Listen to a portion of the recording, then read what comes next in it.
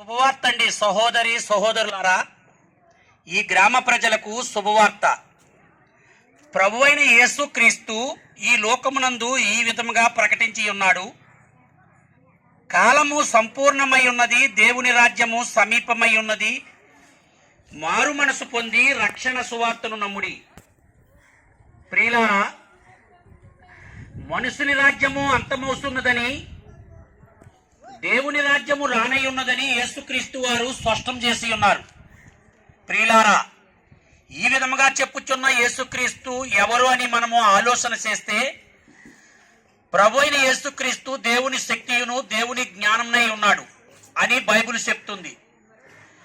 యేసుక్రీస్తు దైవ కుమారుడై ఉండి ఆయన పరలోక రాజ్యములో ఉండుట విడిచిపెట్టకూడని భాగ్యమని ఎంచుకొనగా, ఆయన దాసుని స్వరూపమును ధరించిన వాడై రిక్తునుగాను దీనునుగాను కన్యక గర్భమున దేవుని శక్తి వలన ఈ లోకంలో జన్మించి 33.5 సంవత్సరములు జీవించి మనుషుల మధ్యన మనుషులు చేయజాలని అనేక గొప్ప కార్యములను ఆయన చేసి ఆయనలోని దైవత్వమును లోకమునకు బయలుపరిచి ఉన్నాడు.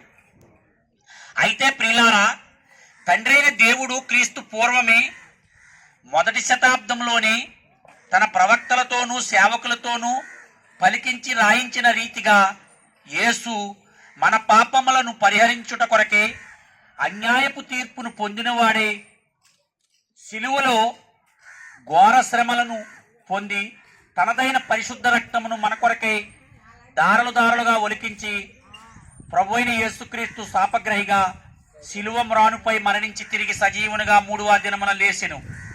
అనేకులకు కనిపించి పరలోక రాజ్యమునకు వెళ్ళి ఉన్నాడు. ఈ మాటలు వినుసున్న ప్రియ సహోదరి సహోదరుడా, ప్రభువైన యేసు రక్తము ప్రతి పాపముల నుండి మనలను పవిత్రులుగా చేస్తుంది. కాబట్టి యేసుక్రీస్తు సర్వమానవాళి విషయమై ఆ యొక్క సిలువలో చేసిన పుణ్యకార్యమును ఎందరైతే విశ్వసిస్తున్నారో, ఎందరైతే ఆయనను తమ స్వంత రక్షకునిగాను ప్రభువుగాను దేవునిగాను అంగీకరిస్తున్నారో వారందరూ పాపరహితులుగా తీర్చబడి దేవునికి కుమారులుగాను పరలోక రాజ్యమునకు హక్కుదారులుగాను తీర్చబడుచున్నారు. కాబట్టి ప్రియులారా, నేడే యేసుని చేరండి.